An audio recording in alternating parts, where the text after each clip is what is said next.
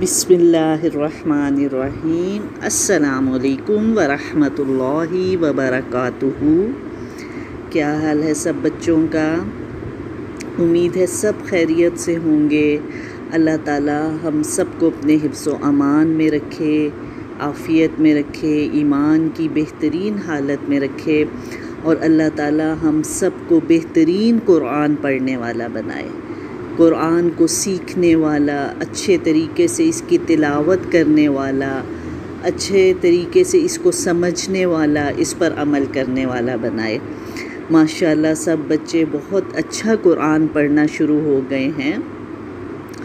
بہت سے رولز آپ لوگوں نے سیکھ لیے، مخارج سیکھے ہیں، اور اچھی سی ریسیٹیشن، سب ماشاءاللہ بچے بہت اچھا کر رہے ہیں، اور ابھی ہم نے اس کو اور اچھا کرنا ہے، مزید سیکھتے جانا ہے، انشاءاللہ اس سے بھی اچھی ریسیٹیشن ہو جائے گی۔ تو اب ہم تھوڑا سا، جیسے ابھی تو آپ نے ریسیٹیشن سیکھ لی، تجوید کو سیکھا، رولز کو سیکھا، اب ہم تھوڑا سا یہ بھی سمجھنے کی کوشش کریں گے کہ قرآن میں لکھا کیا ہے۔ اور یہ تو سب کو پتہ ہے نا کہ قرآن پاک کس کی کتاب ہے؟ اللہ تعالیٰ کی کتاب ہے، ٹھیک ہے؟ اور اللہ تعالیٰ نے اس کو عربی زبان میں نازل کیا۔ اب ہمیں اس کتاب کو سمجھنے کے لیے ایفرٹ کرنی ہے، کوشش کرنی ہے، کیونکہ یہ نہیں ہے کہ اچھا عربک میں ہے تو ہم کیا اس کو نہیں سمجھ سکتے؟ نہیں، ہم تھوڑی سی کوشش سے، تھوڑی سی ایفرٹ سے اس کو سمجھ سکتے ہیں، کیونکہ قرآن پاک میں اللہ تعالیٰ نے کیا فرمایا؟ وَلَقَدْ يَسَّرْنَا الْقُرْآنَ لِلذِّكْرِ فَهَلْ مِن مُدَّكِرٍ، یقیناً ہم نے قرآن کو پڑھنے کے لیے، سیکھنے کے لیے آسان کر دیا ہے، تو کوئی ہے جو اس کو سیکھے، کوئی اس سے نصیحت حاصل کرے؟ یعنی سیکھنے میں تجوید بھی آ جاتی ہے، جو اس کی ریسیٹیشن کو اچھا سیکھنا چاہے گا اللہ تعالیٰ اس کے لیے ریسیٹیشن کو آسان کر دیں گے، جو اس کے ترجمے کو سیکھنا چاہے گا اس کے لیے ترجمہ سیکھنا آسان ہو جائے گا، جو اس کو فہم حاصل کرنا چاہے گا، صورتوں کو سمجھنا چاہے گا کہ اللہ تعالیٰ نے اس میں ہم سے کہا کیا ہے، اللہ تعالیٰ اس کے لیے وہ آسان کر دیں گے۔ تو اس لیے ہمیں پریشان نہیں ہونا کہ اچھا یہ تو عربک میں ہے، پتہ نہیں کیا لکھا ہے۔ نہیں، اب انشاءاللہ ہم قرآن کو ساتھ ساتھ جو پڑھیں گے، تھوڑا تھوڑا اس کو فہم بھی حاصل کریں گے، سمجھیں گے بھی، کیونکہ قرآن کون سی کتاب ہے؟ بتائیں، قرآن کس لیے نازل کیا گیا؟ ہدایت کے لیے، ہدایت کی کتاب ہے نا۔ ذالک الکتاب لا ریب فیہ ھدی للمتقین، یہ کتاب اللہ تعالیٰ نے ہدایت کے لیے نازل کی۔ ہدایت کیا ہے؟ کہ وہ سیدھا راستہ، وہ اچھا راستہ جس کے مطابق ہم زندگی کو گزاریں گے تو اللہ تعالیٰ ہم سے خوش ہوں گے، اور جب اللہ تعالیٰ ہم سے خوش ہوں گے تو آخرت میں انشاءاللہ اللہ تعالیٰ ہمیں جنت میں جگہ دیں گے۔ تو اس کے لیے ہمیں قرآن کو سیکھنا اور سمجھنا بہت ضروری، کیونکہ ہم سب کو پتہ ہے کہ یہ جو ہماری دنیا کی زندگی ہے یہ تو ختم ہونے والی ہے، یہ زندگی ختم ہو جائے گی، اور اس کے بعد پھر ایک دوسری زندگی ہمیں ملے گی، پھر قیامت آئے گی، اٹھایا جائے گا سب کو، پھر سب سے حساب کتاب ہوگا، اچھے لوگ جنت میں چلے جائیں گے، برے لوگ جہنم میں جائیں گے۔ تو ہمیں تو جنت ہی چاہیے نا انشاءاللہ۔ تو جنت کو حاصل کرنے کے لیے اب ہم نے ایفرٹ کرنی ہے، اور الحمدللہ سب نے شروع کر دی ہے۔ جب ہم قرآن کو سیکھنا شروع کرتے ہیں تو وہ جنت کی طرف جانے کا ہی ایک قدم ہوتا ہے، کہ اب ہم نے اس راستے میں قدم رکھ دیے، اب انشاءاللہ ہم آہستہ آہستہ اس پہ چلیں گے۔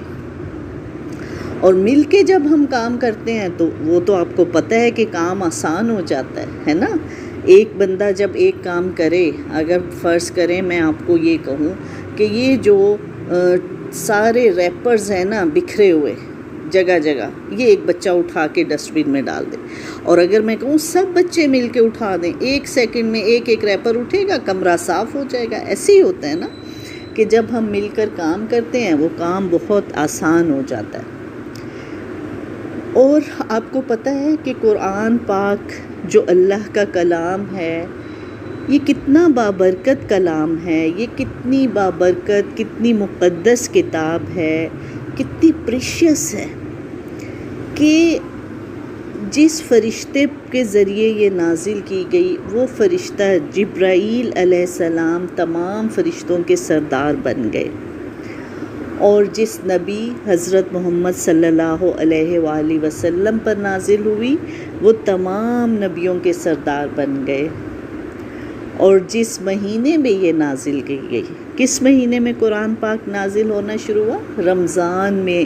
وہ رمضان کا مہینہ سب مہینوں سے افضل ہو گیا، اور جس رات کو یہ نازل ہونا شروع ہوئی، کس رات کو؟ سب کو پتہ ہے، رمضان کے آخری عشرے کی تاک رات لیلۃ القدر، تو وہ رات 1000 مہینوں سے بہتر ہو گئی۔ اور پھر جو شخص اس کو سیکھتا ہے وہ بہترین انسان بن جاتا ہے، اور جو شخص اس کو سکھاتا ہے وہ بہترین انسان بن جاتا ہے۔ جیسے the best of you are those who learn the Quran and teach it، ٹھیک ہے؟ تو یہ حدیث ہے۔ حدیث کے جو نبی صلی اللہ علیہ وآلہ وسلم نے فرمایا، جو آپ نے ہمیں بات ہم تک پہنچائی، وہ حدیث ہے۔ اور کیا حدیث ہے؟ غور سے سنیں۔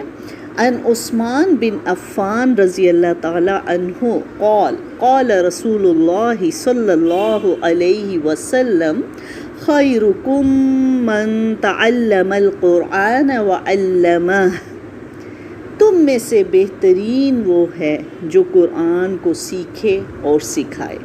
یہ حدیث نبی صلی اللہ علیہ وآلہ وسلم نے بیان فرمائی، اور ہم تک کس نے پہنچائی؟ کون سے صحابی ہیں؟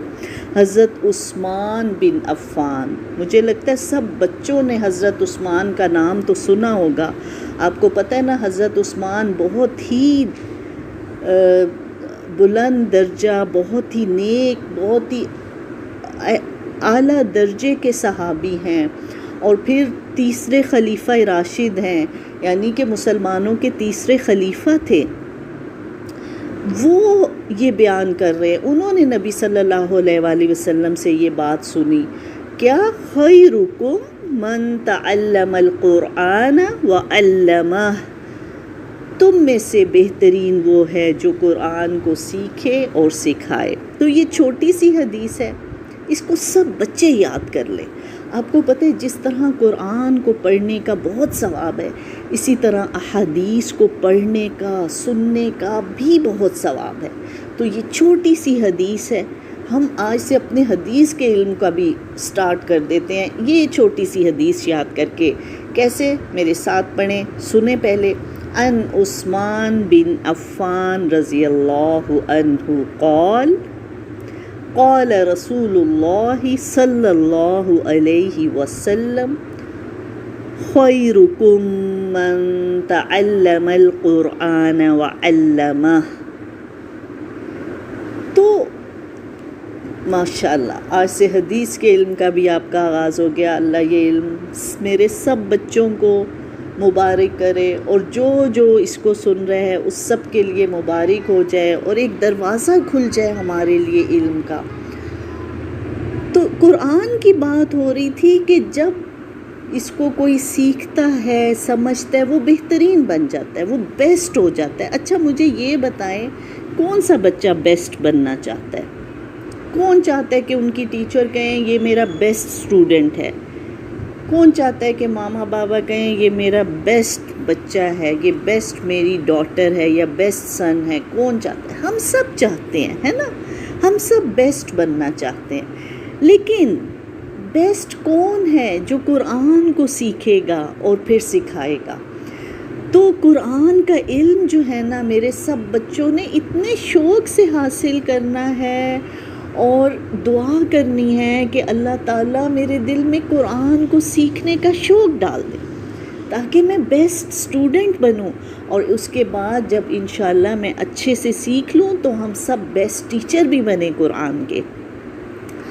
اور آپ کو پتہ ہے کہ وہ جگہ، یعنی کہ وہ انسان تو بیسٹ ہوتا ہی ہے، لیکن قرآن کی برکت ایسی ہے کہ جس جگہ بیٹھ کر قرآن پڑھا جاتا ہے اس جگہ کو رحمت کے فرشتے ڈھانپ لیتے ہیں، اور جو لوگ قرآن کو پڑھ رہے ہوتے ہیں، سیکھ رہے ہوتے ہیں، وہ فرشتے ان کے لیے دعائیں کرنا شروع کر دیتے ہیں۔